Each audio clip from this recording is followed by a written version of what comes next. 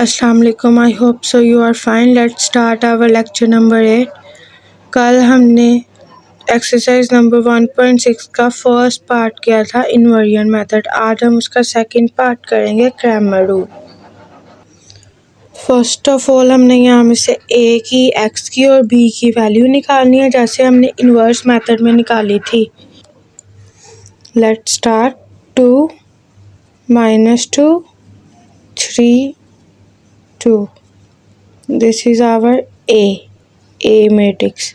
अब एक्स निकालेंगे, x y और इज इक्वल टू के उस तरफ, इज इक्वल के उस तरफ क्या वही वैल्यू है 4 6।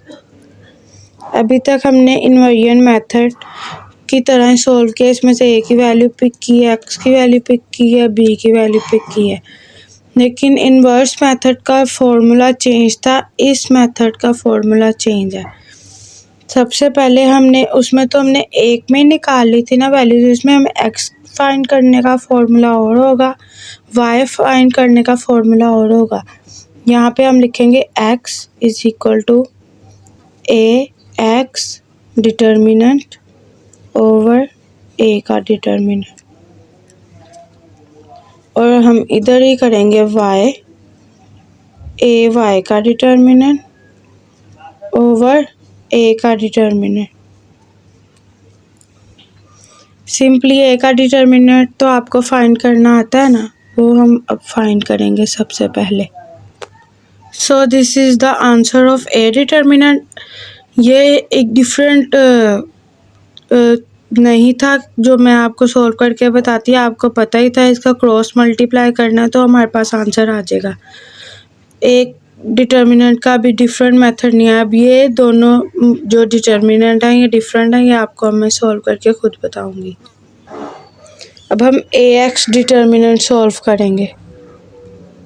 पहले हम ए एक्स की वैल्यू ले लें। ये जो फर्स्ट वैल्यू होती है ये हमारे पास क्या होती है, एक्स की, और ये सेकंड वैल्यू हमारे पास क्या होती है, वाई की। अब आपने क्रैमर रूल में ये याद रखना है कि अगर वो ए एक्स डिटर्मिनेंट आपसे मांगेगा, आपने जो बी की वैल्यू है वो एक्स में रिप्लेस कर देनी है। अगर वो ए वाई का डिटर्मिनेंट मांगेगा तो आपने बी की वैल्यू वाई में रिप्लेस कर देनी है। अब हम इसको प्रैक्टिकली भी सॉल्व करके बताते हैं। अब ये x है, हमने ए एक्स डिटर्मिनेंट लगाना है, यानी हमने ये 4 6 यहाँ पुट कर देना है और ये वैल्यू एज इट इज़ रहेगी। अब हम इधर पुट करेंगे 4 6 और y की वैल्यू वैसे रहेगी -2 और 3 का डिटर्मिनेंट। अब हम जैसे सिंपली डिटर्मिनेंट लेते हैं हमने वैसे ही लेना है, बस उसका फर्स्ट रूल हमने अप्लाई करना था। एक्स डिटर्मिनेंट में एक्स की साइड पे बी की वैल्यू ले आनी है।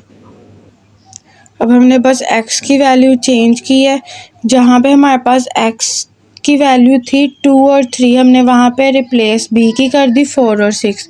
सिंपली हमने क्रॉस मल्टीप्लाई किया, then we have answer of A x determinant. अब हम इसी तरह ए वाई डिटर्मिनेंट फाइंड करेंगे। डिटर्मिनेंट लेने का एक ही तरीका क्रॉस मल्टीप्लाई करके सेंटर में नेगेटिव साइन, लेकिन अब इसमें ए वाई डिटर्मिनेंट कह दिया। अब हमने ये वाली y की वैल्यू रिप्लेस कर देनी है b की वैल्यू से। पहले हमने x की चेंज की थी, अब हमने ए वाई डिटर्मिनेंट में y की वैल्यू चेंज कर देनी है।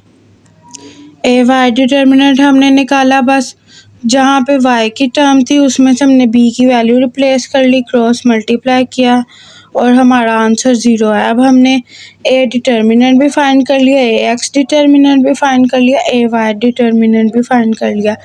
अब हम अपने फॉर्मूलाज में पुटिंग करेंगे। ये फॉर्मूला एक्स का और ये फॉर्मूला वाई का, इसी फॉर्मूले में हमने अपनी वैल्यूज पुट करनी है।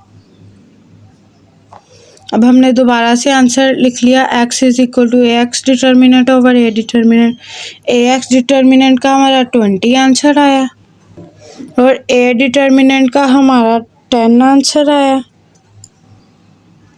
सिंपली हमने इसमें पुटिंग कर ली और ये कट गया। 10 1 ज़ा 10, 10 2 ज़ा 20, 2 आंसर आया। ए वाई डिटर्मिनेंट तो हमारे पास 0 था और 0 को किसी भी टर्म से डिवाइड करे वो हमारे पास 0 आता है। इन्वर्स मेथड का भी हमने यही क्वेश्चन किया था और हमारे पास यही आंसर आया था। उसमें भी हमने चेकिंग करके देखी थी, एक्स की जगह हमने 2 पुट किया था और वाई की जगह हमने 0 पुट किया था। देन हमारी लेफ्ट हैंड साइड और राइट हैंड साइड इक्वल आ गई थी, तो इससे पता चलता है कि हमने जो सॉल्यूशन किया वो हमारा सही है। इसकी भी चेकिंग कर लेते हैं। X is equal to 2, y is equal to 0। अब 2 की जगह आपने 2 पुट कर देना, y की जगह 0, यानी 0 किसी भी टर्म से मल्टीप्लाई और डिवाइड होगा, आंसर 0। और 3 को भी ऐसे 2 करेंगे प्लस 0, 2 2 ज़ा 4, 3 2 ज़ा 6।